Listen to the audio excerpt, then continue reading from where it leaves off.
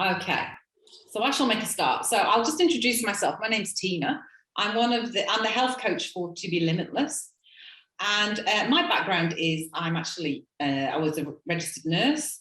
In the last probably 6 years, I trained to be a health coach, and I've trained to be a personal trainer. And my particular, for some reason, probably my age, I've attracted a lot of women to train. I train a lot of women who are menopausal. So it's an area that I've become really interested in. And I've recently completed a few courses in the UK through the British Menopause Society and become a menopause coach. So it's a real area that I spend a lot of time talking about. And I spoke to Mick and I said, I think it's something that we really need to talk about in the community, because we're always talking about people being at their best. And obviously this is something that affects all women. And it's something that we need to talk about more, and also for people's husbands, business partners, people who manage businesses really need to understand what women go through in this stage of their life. And this stage of people's life is usually when they're very busy, they're at the peak of their career, they may have teenage children, they could have younger children, so they've got a lot going on, and then all of a sudden all these hormone changes start happening in their life, and I'll explain to you as we go through the sort of symptoms that they may develop. And I might just share my screen now, Olivia.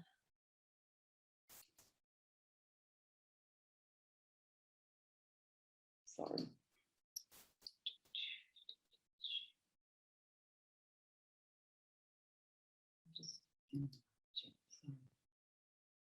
Can you see that? You see that? Yeah. Yeah. Okay. Yeah. Yes. Yes. Okay. So I'm not sure if it's just me, because I spend my whole time talking about the menopause, but I'm sure we were just saying before the call started that it's an area that's been in the news a lot. A lot of people are talking about it. And it's kind of hit the press big time in the UK. And this is probably due to the fact that there's a doctor there called Dr. Louise Newson, who has been doing a lot of work to raise awareness. She's also been doing a lot of work around training other doctors. And there was also some TV celebrities that have kind of got involved. And I don't know if any of you saw the documentary on Channel 4 in the UK with Davina McCall. She was talking about her experience in, going through the menopause and how it kind of affected her TV career. Even the Countess of Wessex has talked publicly about her struggle with the menopause. So it's a big kind of buzz at the moment, and lots of people are getting involved.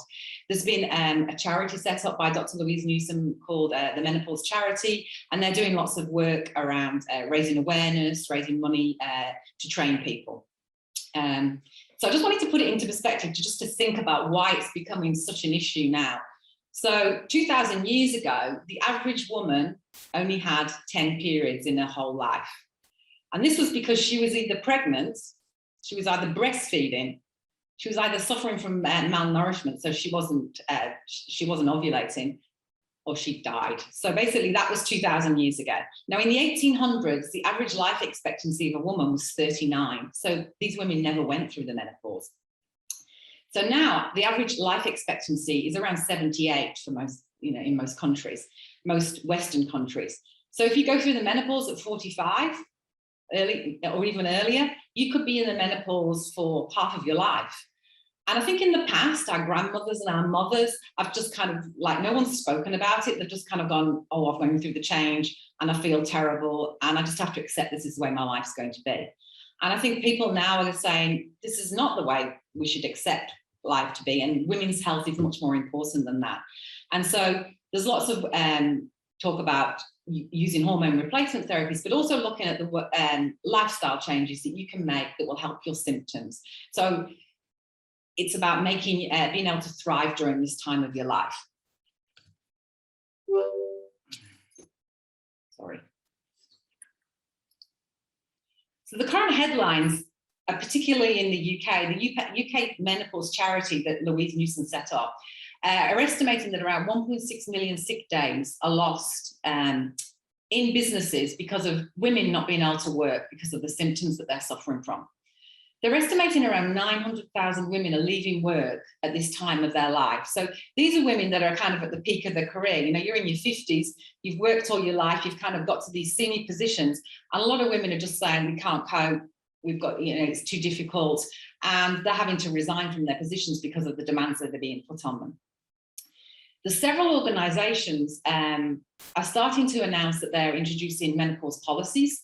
I don't know if anybody's heard of these before. So companies like HarperCollins, the publisher, Santander, Tesco's have all started introducing a menopause policy around having more flexible working hours for these women, people obviously needing to take leave at this time. So people are starting to understand that it can have a big impact on people's lives. Other companies such as Timson's, which is a shoe company in the UK, this was in the press a couple of weeks ago, they're offering to pay for HRT for their staff. HRT is currently free in Scotland and Wales, but it's not free in England, and women still have to pay for it. So, and there is a lot of campaigning going on at the moment in the UK to introduce HRT as a free drug for women. And I just wondered if anybody on the call today has got, their companies have got policies in place for the menopause. Has anybody done any education around menopause in the workplace? I just wondered if anybody had got any feedback. No. One of the things sorry. So I was just going to say, no, not personally, but I actually know my husband works for a health insurance company, and it's been quite big on their agenda recently. Right. A lot of that coming from the US, I think. Mm-hmm. Okay. I also know a lady here in the UAE who works for one of the big banks, and they've had a doctor go in and talk about HRT and menopause to them, and that was that's the first business I've heard of in the UAE that's done that. So it's something that I think if you're on the call and you work in a big corporate organisation, it'd be really good to get that kind of talk happening in your business, and to support the women in the business. Yeah, so that's kind of like one of the goals of today, is to get people talking about it in the work environment. If you've got any questions that you wanted to ask, you can type them in the chat box, and Olivia will kind of go through them for us. So what is the menopause? What does it actually mean? So people throw this word around. So the first stage of the menopause is what we call the perimenopause, and this begins several years before you're actually called menopausal. And it's the time when your ovaries gradually begin to make less estrogen. And it usually starts in women in their 40s, but it can start in your 30s. And the average age of the menopause is 51. That's the kind of figure that they come out with. So your perimenopause would start at around 45, but some people obviously start earlier.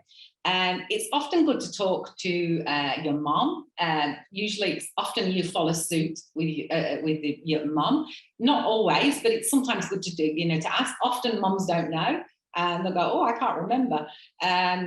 So yeah, and I think it's really important that we start educating young girls about this, because the trend these days is for women to have babies later in their life. And if you start going through the menopause at 40, and you're thinking, I had my baby at 40 and I went through the menopause at 42, so I kind of know what that feels like. So it can start earlier, but usually around mid-40s will start.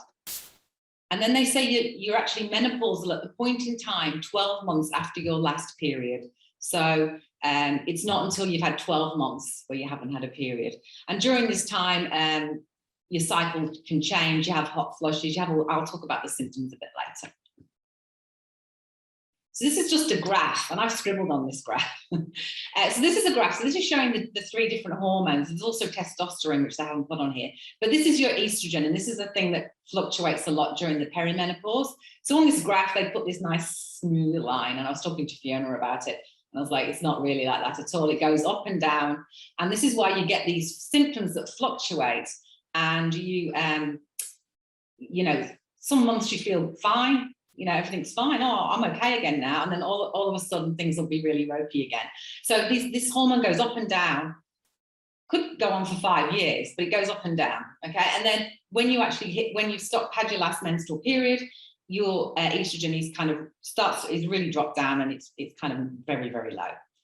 The hormone in purple is called your follicle stimulating hormone. And this is the hormone that gets elevated during your perimenopause because it's working really hard to try and get you to ovulate, and it goes up. And so if a doctor takes a blood sample when you go to see them, these are the hormones they're looking at. They're looking at to see, has your estrogen started to drop, and is your follicle stimulating hormone starting to rise?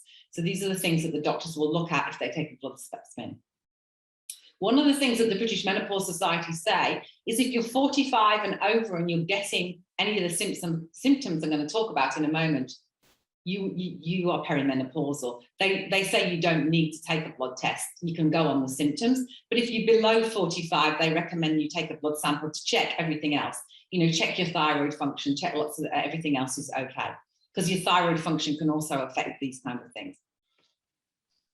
Tina, we just have a quick question. Yeah.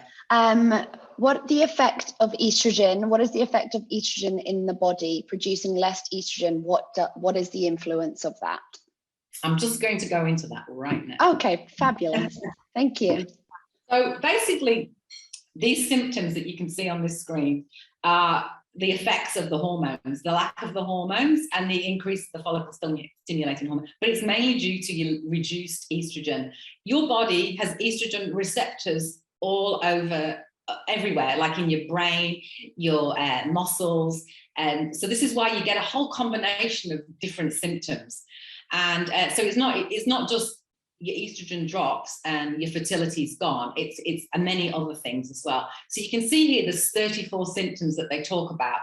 And they get the sort of things that as a woman, like breast tenderness, headaches, brain fog. Sometimes when you've got PMS, you feel like this. So these are sort of things that there's 34 of them here. Now, what I would recommend is there's some really good tracking devices available. And if you're starting to get any of these symptoms, it's a good idea to start tracking them, and also start tracking them with your cycle so that you've got some information to look at and you can look back and see if you've got a pattern happening. And often when you go to the doctor, it's really good if you decide to go and see a doctor to take this information with you, because it will really help the doctor to understand what's going on. Now, the symptoms on the right of the screen that I've put in red, these are probably the very common ones that people talk about. So anxiety, difficulty in focusing. Women talk about feeling like they're kind of like wading through treacle and that they just feel like they just can't get anything done. They lose concentration. They're really, really tired. Like, my God, I'm so tired, I don't know what to do. And their periods become irregular. Joint pain's another one that a lot of people often complain about. Difficulty in focusing. What? Sorry. Did someone just ask me something? No, sorry. It's okay. So, and also the one thing I haven't mentioned yet is the weight gain. So a lot of women talk about the menopausal weight gain. So all of a sudden you're like, I'm doing exactly what I was doing for the last 5 years. I've not changed what I'm eating. I'm doing the same exercise program, but all of a sudden I've got this weight, this tire appeared around my middle. Everybody says the same thing. And there's a few reasons for that. So one of the reasons is as your estrogen levels decline, your body starts looking for estrogen. Where can I find some more estrogen? And your fat cells actually produce a very weak form of estrogen. So your body thinks, oh, okay, I'll save a bit of fat around the middle so I can get some more estrogen. So that's the reason why you do get some fat laid down. The other thing is that estrogen is the thing that makes you look like a woman. So it makes you have a waist. And as your estrogen declines, you kind of tend to lose that kind of shape. You kind of start to feel like, oh, I'm starting to look a bit thick around my middle. So this is one of the other reasons. The other reason is as we age, it happens to everybody, our muscle mass starts to decline. So we have less muscle, unless we're working out at the gym. And as your muscle declines, your resting metabolic rate will decline. So this means you won't need as many calories to survive. So obviously, the way of stopping that happening is working out, which I'll talk about later. But they're the kind of reasons why you will start to gain weight. The other thing is women often feel very tired. They're feeling cranky. So you know what? We all do it. You know, you come home, you're tired, you're just like, you've had a really bad day. You think, I'll have a glass of wine. And then you start snacking on things. And this is kind of what happens. And this is kind of probably one of the other reasons why people do put weight on.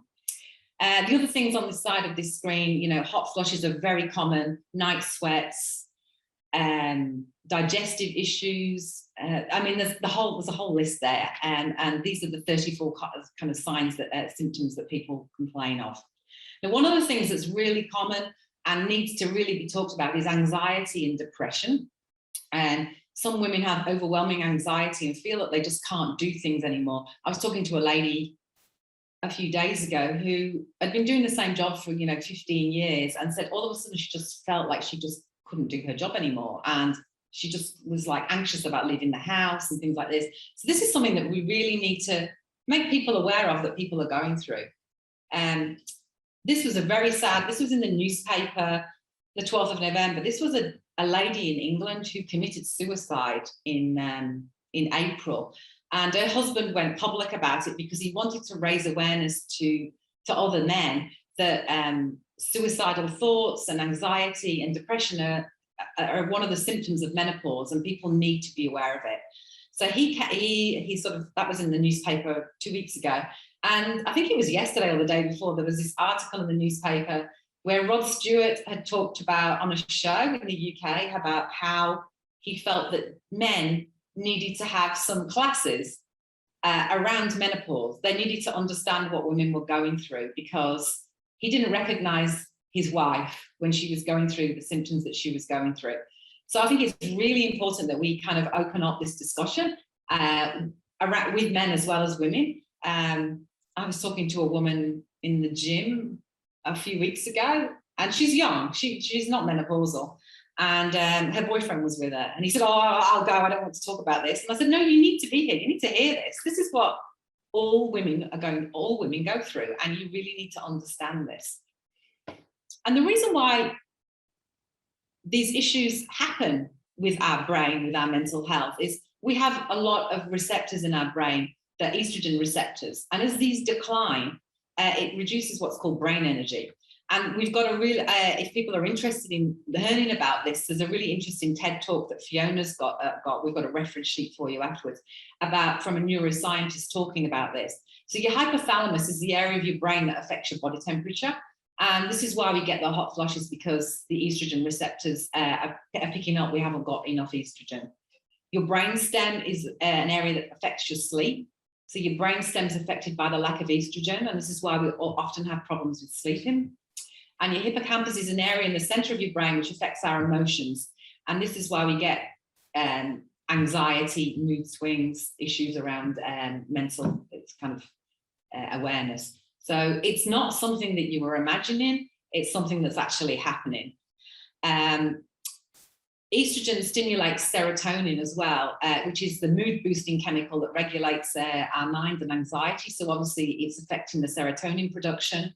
And progesterone is another hormone that declines during the menopause, and it's a natural sedative, and it helps relax us. So that's another reason why we might have anxiety. And testosterone is another hormone that's affected. It declines during the menopause, and this works on your brain for mood and energy and motivation. So this is why this could affect your mood when you're menopausal.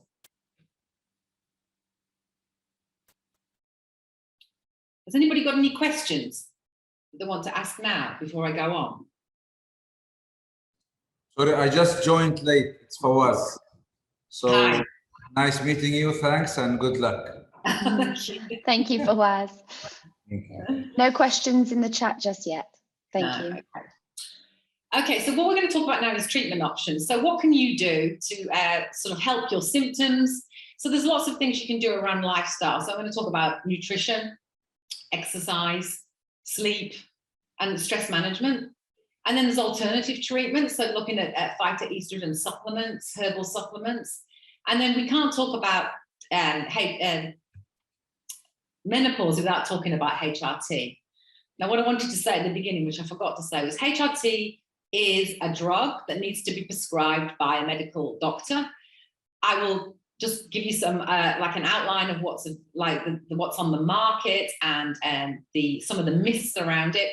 But you need to go and see. If you feel that you want to go down the path of taking a hormone replacement therapy, it's something you need to discuss with a medical practitioner. If you live in Dubai, I've got some people I would recommend.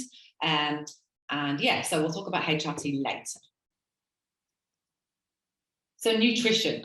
So usually when women are coming when menopausal and they wanted to talk about nutrition, they're usually worrying about their weight. And one of the things I wanted to say to you all is there's no magic diet. I think when people are feeling really vulnerable and they're really struggling, and this is when people come out and start trying to sell you things that are just not going to work. So, you know, magic shakes and all these different diets are really not going to work, and they're probably just going to put more stress on you, and it's not worth it. So what you need to think about is having a really healthy, balanced diet, cutting out, you know, highly processed foods, caffeine and alcohol, I'll talk about in a moment. But yeah, really focusing on just having a healthy, balanced diet. It's really important that you get a good quantity of protein in each meal. That will help to fill you up. But it also, as we, because of our reduced estrogen, we need more protein, a higher protein diet for muscle protein synthesis when we're going through the menopause. So one of the things I always focus on is trying to get enough protein in people's meals, each meal. Carbohydrate is not your enemy. There's been a lot of stuff in the press, and there's a lot of stuff that people talk about all the time about you shouldn't eat carbohydrates, it's not good for you. If you're going to start exercising, which is what I'm going to talk to you about in a minute, you need to have some energy. Carbohydrates are fine as long as you're obviously eating complex carbohydrates. You're not eating lots of like very processed carbohydrates. Vegetables are carbohydrates. So try and consume them in your breakfast and your lunch earlier in the day, not having lots of carbohydrates late at night. The reason I say that is as we become older and as we go through the menopause, we do have some issues. Some people have issues with insulin resistance, so more difficulty with metabolizing the carbohydrates. So that's something you just need to be aware of. Portion sizes. So as I said previously, your metabolic rate may decrease if your muscle mass is decreasing. And you know, if you're eating portions sizes that you're eating when you were 20 and you got away with it, you're probably not going to get away with it when you're 45, 50. So it's just reviewing, okay, how much am I eating at my meal times? And I'd say, look at your plate. Half of your plate needs to be, you know, leafy green vegetables, salad, a quarter carbohydrate, and a quarter a nice good portion of protein. So just thinking about what you're eating. You need to make sure you're getting some calcium-rich foods, because we're going to talk about bone health in a little while, and magnesium. And magnesium is essential for energy production. And if you're not getting adequate magnesium, your body can compensate by taking this from your bones. It's also something that's really good to have as a supplement for stress and anxiety. I don't know if Fiona, if you want to just mention that. Fiona's probably the person that's really good on supplements and talking about these kind of things. Do you want to just comment at all? Yeah, magnesium is probably the one of the main minerals that I will prescribe to people, because it's used in more than 330 different metabolic reactions in the body. So it's not only for bone health, but it's also for lots of different things, for mental health. It's also, magnesium is also required for vitamin D, to be able to absorb vitamin D. So it has a lot of implications. It's a muscle relaxant, so it can also help for sleep. And if people are training, doing any exercise, often they need have higher requirements. So it's very difficult to get it in, to eat enough in food, because our food, modern farming methods have depleted the content of a lot of the minerals. So it's quite difficult to actually get enough. It's in anything that's green, leafy, you'll find magnesium, but it's very difficult. So it's much easier then to actually have a supplement. There's lots of different types of magnesium supplement. So it depends what you're actually trying to target. For example, there's magnesium citrate, glycinate, biglycinate, threonate, malate, oxide. So there's lots of different types, and I use them for different symptoms depending on what somebody's trying to target, or a combination of different ones. So that's where yeah, you needed to really have a look at what it is you're trying to achieve. Okay. But yeah, often it's wise to supplement.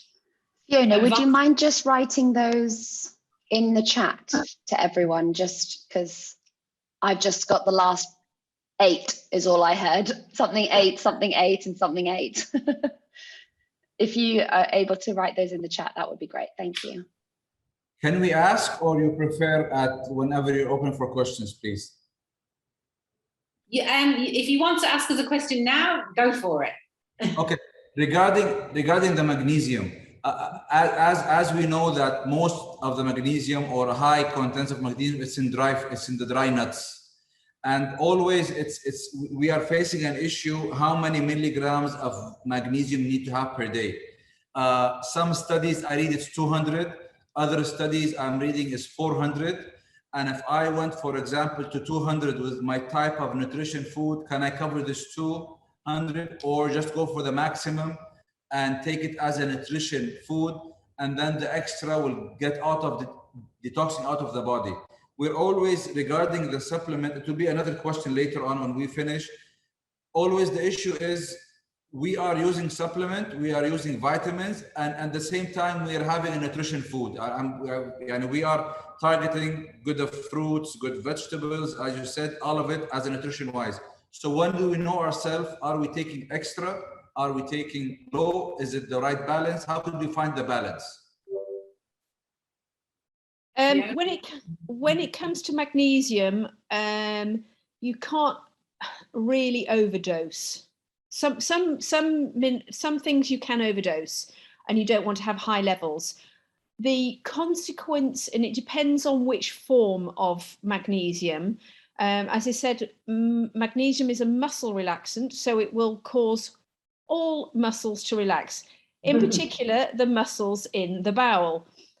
A consequence of bowel muscles relaxing is you will have loose stools and diarrhea potentially. That would be the only negative effect. However, quite a lot of women taking in this, are constipated. So it can be a benefit if you are going a bit more regularly. So it can be used as a tool for that. So if you've got digestive issues, I prescribe up to what I call bowel tolerance.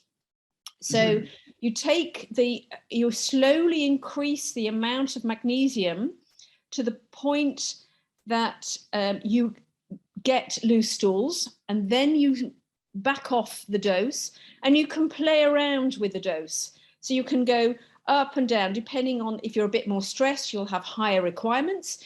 If you're more relaxed, then you might need less. If you've had a really heavy training session, you might again need more. But you can use different forms. So if you take it orally, it can lead to have a bowel impact. But you can also use magnesium spray. So you can take it transdermally. So that's another way. So if somebody isn't wanting to have the laxative effect of magnesium, but not all magnesiums will have a laxative effect. I'll type up the different salts. So then you can use a transdermal. So for example, an Epsom salt bath, which can be very relaxing, even if it's just at the feet. That's a form of magnesium. You can even get magnesium sprays, which you can put on your skin. And I always tell people, if you put a magnesium spray on your skin and it stings, because sometimes it will, that means you are magnesium deficient. Okay, it's sticky. It stings. Some of them are sticky. There's different forms. And my wife hates it, so that's why we don't use it. Yeah, so then you maybe need to find a different brand that isn't sticky, but it might sting, and that means you are magnesium deficient. Okay. Thank you, Fiona. Okay, we're going to talk about everybody's favorite subject next, alcohol. Okay, so one of the things that many women do at this time in their life is we use it to help us relax. It's something that we all go, oh, I've had a really bad day, I'm going to have a glass of wine. But the thing is, when you're menopausal, this can have quite a negative effect. Obviously, we all know alcohol disrupts our sleep, and your sleep is usually disrupted around this time of your life anyway. It also can trigger hot flushes and migraines. Some women get migraines from when they're got PMT, and sometimes they find that they get migraines when they're menopausal, and sometimes the alcohol is the trigger. So it's understanding whether this does that for you. Some people also find it increases anxiety. You know, if they've had a few drinks, they feel very anxious. So it's understanding whether this is working for you at this time. And I think moderation is really the key. It's also extra empty calories that you know, if you've put a lot of weight on and you're trying to not have this weight, it's another thing to think about. And I just want to remind you that the recommended guidelines for women is 1 drink per day, and any more than 7 drinks per day is considered per week is considered excessive. So yeah, a few glasses of wine every night's probably not going to help. Exercise. Well, I'm a personal trainer, so I'm going to push exercise. So exercise is really important during this time. And it's one of the times in your life where you don't feel like doing exercise, okay? I have so many ladies come and see me and they've lost all their confidence. They don't want to go into a gym. They don't fit into their clothes. It's a really vulnerable time of your life. And the thing that would really help you is to get out and do some exercise. And it's really important as we age that all of us, not just women, men as well, that we do some resistance training. So we use some weights. Our muscle mass is declining as we age from around our mid-30s. So it's really important that we all think about trying to do some resistance training 2 to 3 times a week. And also, we are at risk of osteoporosis as women post-menopausally if we're not using a HRT, because we lose muscle mass. That's one of the things that happens as our estrogen drops. So you need to do your resistance training. The other thing you need to think about is doing some aerobic exercise. We're also increased risk of cardiovascular disease post-menopause. The biggest cause of death in women after the menopause is cardiovascular disease. And this is because estrogen is thought to protect our vessels, keep them nice and flexible, and protect them from becoming stiff, like with cardiovascular disease. So that's the reason we also need to obviously keep exercising. The recommendation is 150 minutes of moderate aerobic exercise a week. So that's not too long, just over 2 hours. But the thing I really want you to focus on is not just going to the gym. So what a lot of people do is they'll go to the gym for 40 to 60 minutes a day, and then they'll sit at the desk all day. And you'll look at how many steps you've done. I don't know if you've got an Apple Watch or a Fitbit and you've done 2,000 steps or something. This is not helpful. You really need to focus on trying to move throughout the day. So if you sit at a desk, set yourself a little alarm on your watch or something to get up every hour and just walk around, try and get some steps in. So it's really focusing on moving. This will also really help with your weight if you're struggling with your weight. I think the other thing to think about is really scheduling the exercise into your day. If you don't schedule it in and you just keep thinking, I'll do it later, I'll do it tomorrow, I'll do it later, it's never going to happen. So schedule it into your routine. Do it with somebody else. Sign up to something with a friend. Get some support. Go to a trainer. Get someone to keep you accountable, because this is a really important thing for you to do for your health and also for your mind. I think even if you just go out for a walk, if you've not been doing any exercise, just going out for a walk every day will really help around your mental health, getting outside, getting some vitamin D from the sun. It's really also great for your endorphins. There was a study done on menopausal women who were aged between 50 to 70 who did some HIIT training. And I don't know if any of you know what HIIT training is. It's high intensity, kind of like a circuit training kind of thing. And they found that the women who did the HIIT training, there was a group of women who did the training and a group of women who didn't. Those who did the training actually prevented the bone loss that was seen in the control group. And they also gained some muscle mass, some strength, and they had much better balance and coordination. So this is a really important thing to think about during this time in your life and as you age. You want to be that old lady that can get out of the chair and can, you know, get on the toilet and off the toilet without somebody helping them. And this is what we need to do. So sleep. Sleep is probably the most common issue women complain about. You know, all of a sudden you can't sleep, you wake up, you can't go to sleep, you wake up soaking wet, you have these really bad night sweats. I don't know if any of you, if you've had a baby and when you're breastfeeding, you often get these night sweats. It's very similar to that. Also, estrogen can help our brain process serotonin. And serotonin is a building block for melatonin. And this is the hormone that regulates your sleep and wake cycles. This is one of the reasons why we have issues with sleeping when our estrogen levels have dropped. Progesterone, it also produces a chemical called GABA. And this also calms and relaxes you for sleep. And progesterone's declined in menopause, as I mentioned previously. So this is why you're having difficulty sleeping as well. So your hot flushes will disrupt your sleep. Also anxiety. Some women complain about, you know, all of a sudden their brain's racing. They just can't get to sleep. But it is actually the hormone imbalance that's causing these issues. And the problem is when you don't sleep, it has a knock-on effect on everything else. So I'm sure you've all had the nights where you haven't slept and you get up the next day and you constantly feel hungry and you keep snacking. This is because it's disrupted your hunger hormones, ghrelin and leptin, that tell you whether you're full and whether you need you want to eat more. So this is another effect of sleep. It's not just the fact people just think, oh, I'm fine, but it's because of the lack of sleep. So there's obviously, if you've listened to any of our talks before, we've talked a lot about sleep. Sleep is one of the most important building blocks. It's probably like the bottom of the triangle. If you're not sleeping, it kind of makes everything else bad. So you need to think about getting a routine. So going to bed and waking up at similar times So, you know, having a routine. As I said previously, don't use alcohol as a sleep aid. What it will do, it will help you get to sleep and then you'll wake up and you won't be able to get back to sleep. Eating heavy meals before bed often affects people's sleep. Having a really dark, cool room, having your room really nice and cold, using the AC, using natural fabrics at this time of your life, cotton sheets, things like this if you're having really bad night sweats.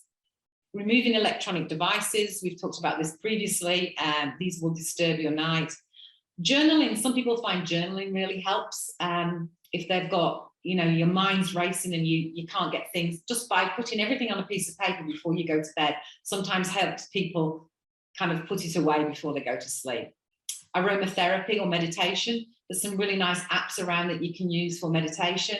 There's one called Synctuition, Calm, using aromatherapy oils. So all these things could help with your sleep. Stress management. So as I said at the beginning, usually when you're going through the menopause, it's usually at a very stressful time of your life. You've got teenagers who are also going through hormone issues probably. You might have small children. You might be looking after older parents. You've been a busy job. So I think it's really important that you recognize that you may need some help. Go and ask for help. So many women I see that come and that talk to me who want to start training or something, kind of at the end of the tether, they're kind of like, I don't know what to do. So go and talk to someone, go to the doctor, go and see a therapist, talk to your friend, try and get someone to help you and take some time out from work if you need it. The other thing to do is start documenting when you're getting these mood changes, if you're feeling down, if you're feeling low, and if they coincide with a particular time of your cycle, if you're still having a period, so that you've got something to show to a doctor.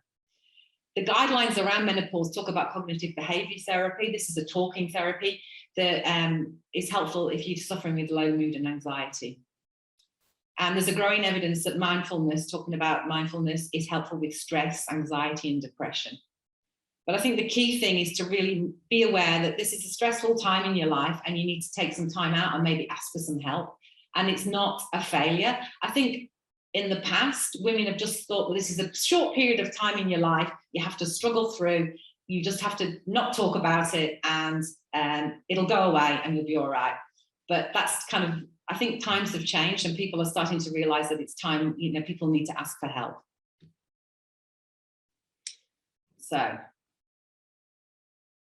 what is HRT? There's so many myths around HRT and there's so many bad things talked about. So I just wanted to kind of, this is a brief introduction, and as I said, it is a doctor's job to prescribe HRT, but I just wanted to talk a little bit about it. So what is it?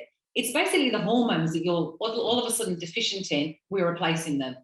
It's nothing sinister, it's just, I'm low in estrogen, so I take estrogen. So, and it reduces my symptoms. Now you can take it in different forms. So there is a tablet. Now the tablet probably is not prescribed as much as it used to be because it was made of a synthetic material. It was made of horses' urine, apparently, in the past. And they don't, I know in the UK, they don't really prescribe it much anymore. People are now using this gel. This is an estrogen gel and a progesterone pill. And this is very commonly prescribed and it's available in Dubai.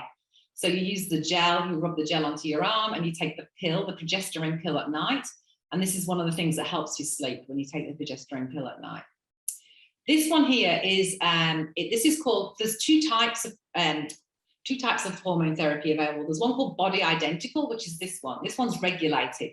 And when we say regulated, it means it's produced like other drugs in a drug making facility, in a factory. It's licensed, it's checked, and that's the body identical. The bioidentical is this one. This one is made in a compounding pharmacy. So what you see the doctor generally takes a blood sample and looks at your levels and will say that they're prescribing the cream to match your needs. They then write a prescription and it goes to a pharmacy and they will compound it for you.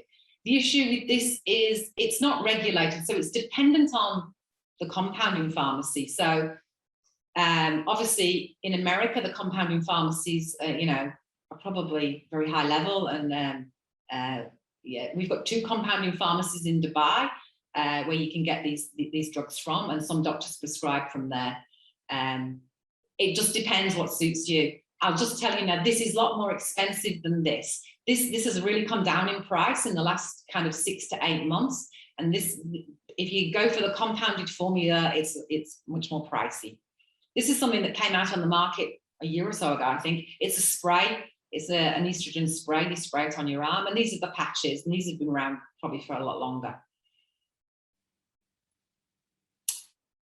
As I said before, the British Menopause Society say when you're 45 and over, you don't need a blood test. They go by your symptoms. Some doctors, generally doctors will take your bloods when you first go, just to see what's going on. And you can still, and one of the things that people don't realize is you can start HRT if you're still having your period. It's not, you don't have to wait until your period stops. You can start the HRT whilst you're still having your period if you've got the symptoms. So what are the benefits of taking it? So obviously one of the main benefits is it's going to reduce your symptoms. So if you're suffering with really bad night sweats, really bad hot flushes, joint pain, all these things that people complain of, brain fog, when you start taking the HRT, it usually takes a few weeks, but the symptoms start to get less and you start to feel better. Some women will start to take it and they may not feel better, and they may need to go back to the doctor and they may need to increase their dose. It's not something that just you take it and it's 100% correct. It's something that the doctor and yourself need to play around with. But I can say from my personal experience, it's life-changing. It was life-changing for me. The other thing that I said before is it will protect you from hormone-related health problems, which can be reduce them long-term. So osteoporosis is one of the hormone-related health problems that women suffer from. So in the past, it's very common for old ladies to fall over and fracture their neck and femur. And 1 in 3 women over the age of 50 will experience a fracture because of osteoporosis. And the estrogen that you plays a large role in the bone turnover process. And as your estrogen declines, the bone reabsorption increases and it exceeds the rate which you can make the bone.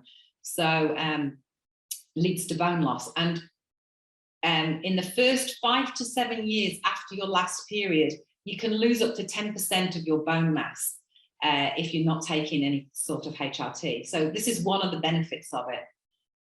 And this is one of the reasons why I said you really need to think about doing some weight-bearing exercise, some resistance training, because this will really help with your bone health. And as Fiona said, thinking about your nutrition, magnesium, calcium, these are the things that you need to think about. Cardiovascular disease is the biggest cause, I've said, is the biggest cause of death in women after the menopause. Estrogen is thought to protect our vessels, and research has shown that you're 50% less likely to have a heart attack, stroke, or suffer from vascular dementia if you're on some kind of HRT. But one of the clauses in that is the HRT needs to be started in the first decade of your menopause. And I'll talk about a study, one of the studies that was done, and the reason why they say that. They also talk about it can actually protect you against Alzheimer's and osteoarthritis and depression. So it has got lots of benefits, but there's lots of myths around it. So often when you talk to people about HRT, they say, oh, I don't want to go on that, it causes breast cancer. HRT has been around since the 1950s. But in 1993, there was a study started, and it was called the Women's Health Initiative. And it was looking at the effects of HRT on women. And in 2002, the study was published highlighting some concerns. What they did was the people who did the study gave some data to some journalists, and it went to press without the data being really looked at properly. And they said that HRT caused increased breast cancer by 26%. 29% increase in heart attack, and a 41% increase in stroke.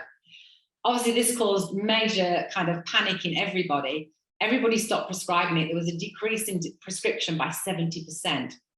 And yeah, at the time, my mum was taking it, and she just suddenly stopped taking it. So it had a major effect on women's health during that time, because since then, this is people like Dr. Louise Newson in the UK is still really fighting this.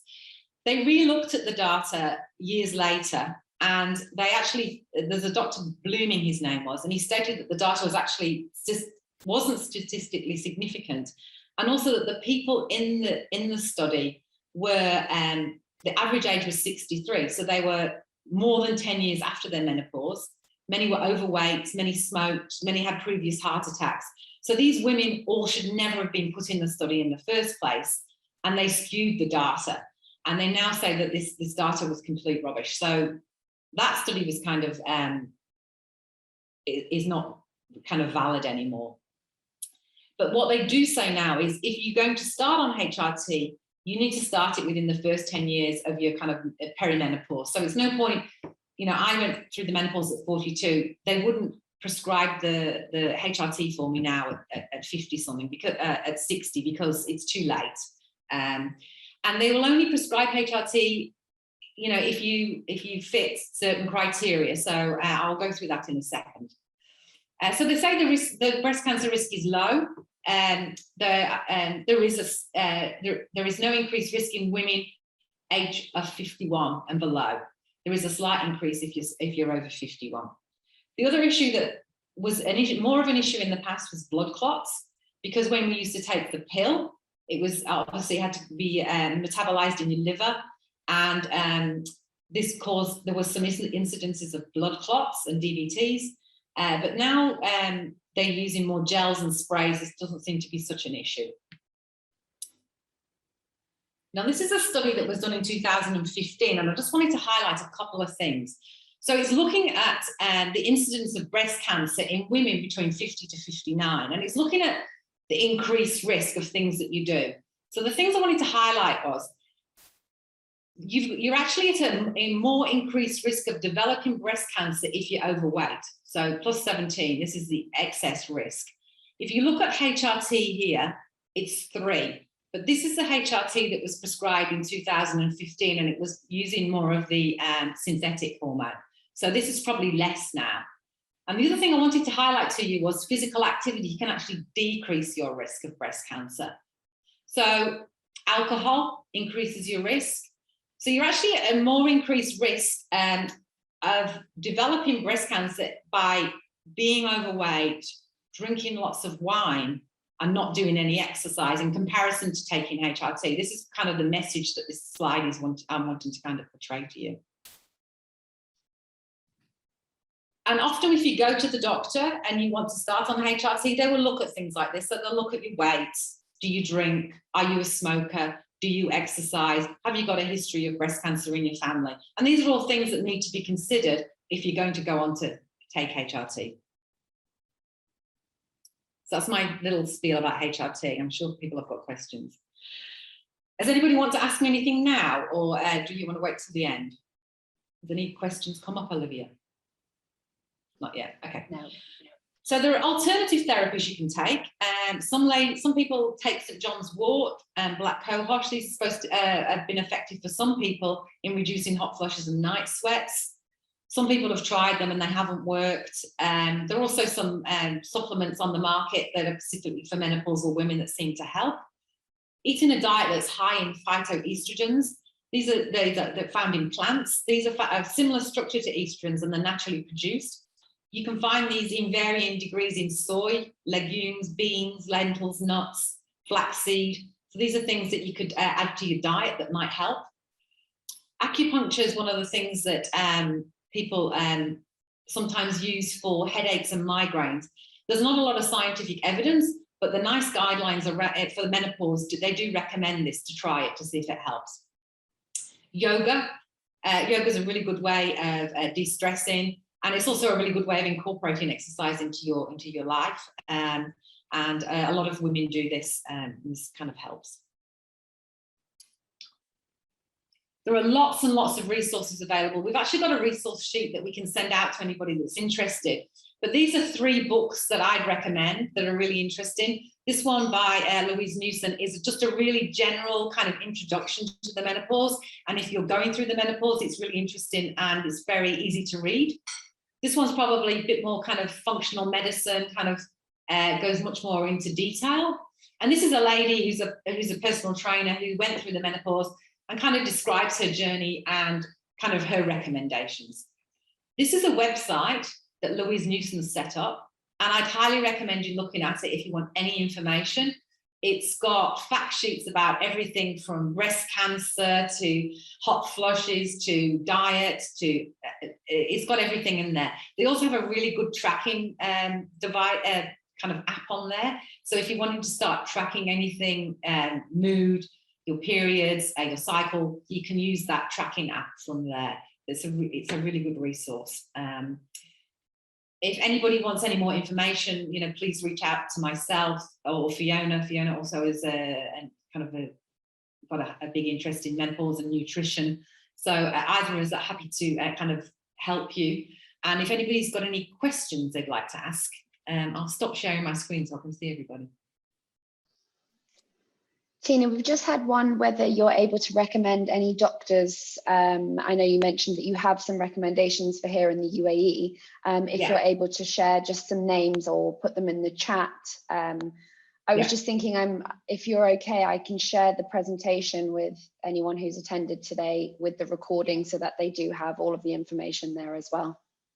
Yeah, Dr. Fiona Rennie, isn't it? Rennie, yeah, Rennie. Dr. Fiona Rennie at Genesis.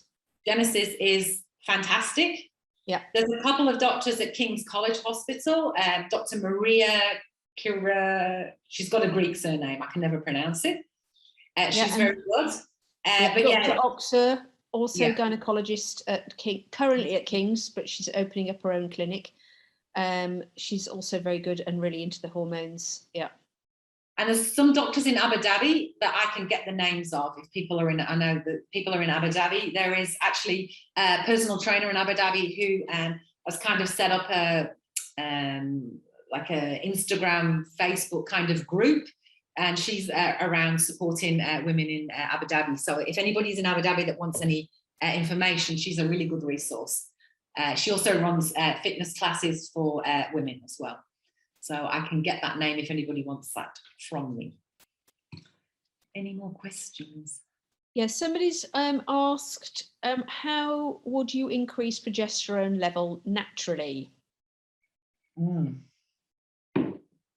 don't know. I don't think you can. I don't think you can, no. I don't think it's possible. Yeah. Once it's coming down, there isn't really anything. It's just trying to approach the symptoms of that decline in progesterone.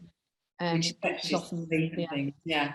And the progesterone that's available now is not the synthetic progesterone. It's the micronized progesterone. It's, you know, it's not as, I think people find, and I think some women actually are very intolerant to the progesterone when they take it. So I know there was this lady, Amanda C, the book I showed you, she talks a lot about this. She has issues with taking progesterone. So I've come across patients who have been put on it and have had significant detrimental effects. Yeah. So they're assuming that it was going to be, oh wow, this is going to be helpful, but actually it's might. So that's the thing with hormone replacement; it doesn't suit everybody. Everyone. Yeah. And this is, I think this is why it's also important to look at your lifestyle and other things around, not just relying on the HRT, and also just for your long-term health and well-being. Yeah. That's, one of the other hormones, which isn't, you haven't touched on, which is DHEA. That's another one that can be taken. That's actually a precursor to all of the other hormones. And that declines as we age. In the USA, you can readily buy it in any of the pharmacies or drugstores. Here you can't, but that is another hormone which can be helpful, and that would maybe put your progesterone. Maybe put your progesterone up, yeah. But ideally, you go and speak to a doctor to sort that out, and you can have a blood test to check that. Yeah. I have a question. Yeah, I'm curious with the courses and things that you've done. Was the impact of vitamin D discussed in relation to estrogen and the part that it plays, particularly in bone structure? So I know a lot of the studies that have been done internationally looking at once pre-menopause, the importance of vitamin D, and then in menopause, double dose daily. And then care of the elderly, we do a triple dose, which has had significant impact on, the osteoporosis impact. But I was curious, through your training, how much of the discussion around vitamin D is in that space? But I mean, they talk about getting yourself tested for vitamin D, and obviously the dose is dependent on where your vitamin D level is at. So often people just take a vitamin D supplement and they never test their level. And like I'm sure Fiona will say, you could be taking loads of vitamin D and your vitamin D levels are still really, really low. So they really talked about making sure you get your level checked when they check your hormones. Yeah. So and then it's not a routine test. I always request it whenever I have a blood test. I said, please, can you tag on the vitamin D? Because I have, in all the time I've been working here in the UAE, of all the patients I have seen, everybody has been deficient. Everybody, with the exception of one couple who were taking 10,000 international units a day for the previous 18 months. Now that would be considered a hideously high dose. So I got them tested straight away and they were in the optimal range. They didn't go outside, and okay, yes, it's anecdotal evidence, but it is really, really important because vitamin D is actually a hormone and it is implicated in lots of different systems in the body. It's really, really important for immune function. And now we are seeing there's lots of studies coming out around COVID that are showing that actually those people who have higher levels fare far better with COVID. Now, I know we're not talking about that, but that's going to just be another nail in the coffin for anybody. So it is really, really important. And vitamin D is also implicated with thyroid levels. So if your thyroid's not working properly, it's going to have an impact on vitamin D uptake and conversion. So it's a bit like an orchestra playing when it comes to hormones. They all interplay, and we need to have the conductor working properly. If the conductor walks off and then it's the first violin who takes control, then it probably works. But if the first violin walks off, then it's starting to maybe not sound quite how it should. So that's the analogy I use. It's really important and it's very important to get vitamin D levels tested, because it can be toxic at high levels. So it shouldn't be taking, mega high doses without being tested. One of the other things that was been really interested in during COVID is they found there's some studies coming out now that's showing that women who were on HRT actually had lesser COVID, weren't as sick with COVID as the women. It's kind of like seems that they manage the symptoms better. I don't know. Mm-hmm. But yeah, there's recently I've read some stuff about that. Yeah, excuse me, I have a question, please. Mm-hmm. Yeah, you mentioned the size of the meal earlier, and Yeah. and I would just like to know, I could say the combination, the recommendation between the size of the meal and the timing of the meal. We know, as for example, before you sleep 2-3 hours, you need, the last meal should be before 2-3 hours before your sleep. The size of the meal and the timing. Is it like if I have a heavy meal, recommended not to have a next meal after 3-4 hours? If I have 4 or 5 meals, light meals during the day, what's the best timing between the meals? Sometimes you said that I need to have a protein in each meal. Sometimes the highest protein in the meal should be on lunch. So the size of the lunch meal is going to be high. So the time between the meals. Look, it's a personal preference, and it's working out what works for the person. But if you're having issues sleeping, like I would say to you, well, don't have a very big meal in the evening. But it's obviously up to each individual person. I mean, I don't know if you've got anything to say, Fiona, about that. Again, yeah, it is very much up to the individual. So there isn't one size fits all. The latest research is suggesting for more time-restricted feeding, so keeping the window in. However, if people are really struggling with certain symptoms, skipping meals can actually cause problems when it comes to insulin resistance. So again, it's case by case. So you have to just take into consideration what somebody's doing, if they're under a lot of stress, if they're taking medications that require them to be taken with food. There's lots of things to consider, but ideally you're looking at, yes, not eating late in the evening. Most studies are showing, yes, that you would eat probably at least 3 hours before going to sleep. And it's the consistency. That's the biggest thing, I think, which is really important, that people try and stick to the same routine every day, so from a sleep perspective. Yeah. So that will then have an impact on eating thing, which can be challenging at the weekend. So if you're rising really early during the weekdays and then your weekends you flip it, it's the equivalent of changing time zones, and that has a stress on the body. And in the menopause, what we're trying to do is to minimize stress. So that's where it becomes even more important for this consistent behavior. That will have you'll have more impact from trying to be consistent than some of the other, like taking extra magnesium or something like that. The consistency would probably be, and focusing on sleep would probably be the number one priority.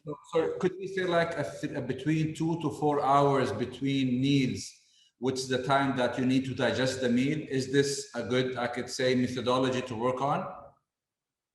The gut, there are benefits to having a fasting in between meals, yes. So not snacking in between. there's a lot of that goes on in that. So yeah, we don't need to be snacking. Ideally, we just can have 3 or 2 or 3 meals a day. If they're proper and balanced with protein, I'm sure you would agree with this, Tina. So it's having proper meals rather than snacks per se. Yeah. And then snacking all day. Because I think when you start snacking all day, first of all, you're not giving your gut time to have a rest, but also you don't realize how many calories you're consuming. All these little snacks that people keep, and I think the snack thing has like been driven by the food industry, and there's all these snacks available everywhere, and you'd be much better off just having like 3 decent meals a day and eating till you're full. And then not snacking. The snacking has come from the food industry. It has very much come from the food industry, And some people are fine with just 2 meals a day. It depends. Again, that's very. It also depends on social constraints. I take that into consideration as well. Any more questions? Not a question, just a statement, I think. And I'm going to have to hop off. So this has been wonderful. And in the last few weeks, I've been surrounded by this conversation, and I'd actually reached out to Louise Newton and another menopause consultant in the UK, because I feel that the conversation here needs to be opened on the same level. This has been wonderful. And I think the two of you have really done an amazing job in this presentation, and the level of detail has been extraordinary. My recommendation is I think that you should take this to a higher platform within the UAE. And I think in having access, because I've been trying to access people in the UK to get advice for people here, not even about King's in King's College. But I think that you guys really should share this on a bigger platform for women, because the past hour has just been fantastic. So I just want to say well done. Oh, thank you, Kathy. Thank you, Kathy. That's conversation in the UAE. It's beautifully done. Today was really beautifully done. Thank you, Kathy. Thanks. It's something that it's like I'm really passionate about it, and I really want to kind of get it out there to people, because I just think it's something that needs to be talked about, and I'm sure within the local community as well, it needs to be talked about within the 100%. Yeah, but well done. And I think thank you. I'm happy to recommend your presentation go to speak to anyone. I think it's needed. And that's what I was just going to say to everybody that's on the call. It'd be really interesting to hear from any of you if you feel that you're in your organizations, whether you will want to open this conversation up with your employees. If you need any help, we're happy to help you here at To Be Limitless. And I just think, feeding on that, it's just really important for people to know that physicians are not trained in this. No, exactly. So physicians are not trained in this. They don't have, it depends on your doctor and their speciality. And one of my friends who's a gynecologist, she's not trained in the speciality of this. She, of course, has hormone experience, but I think it's important to know. And I think you having the list of names of doctors who have got this experience that we can refer people to is so important. And getting that message out, particularly in the UAE, is really important. If anyone is interested in the bioidentical, I do have names of doctors that will do those. That's from the compounding pharmacy. So, if people want to go down there, so I can add those as well. Because that's tends to be the functional medicine practitioners that are coming from that, because they body identical haven't been, you can't adjust the dose as much. So you can tailor make the bioidentical, but I know some doctors that will prescribe those. Yeah, really important. Well, thank you. I've got to jump off, but well done. Okay. Thanks, Kathy. Thank you. Any more questions? If anybody would like the resource sheet that we've got, or any more information, just maybe drop Olivia an email, and we'll organise to send things out to you. Fabulous. Okay. I put all the email addresses in the chat. Just email either Tina or myself, and happily come back We'd to love you. to come and talk to some businesses about menopause. Definitely. Thank you everybody for coming. Thank you We for will coming. upload the recording onto YouTube once it's all done.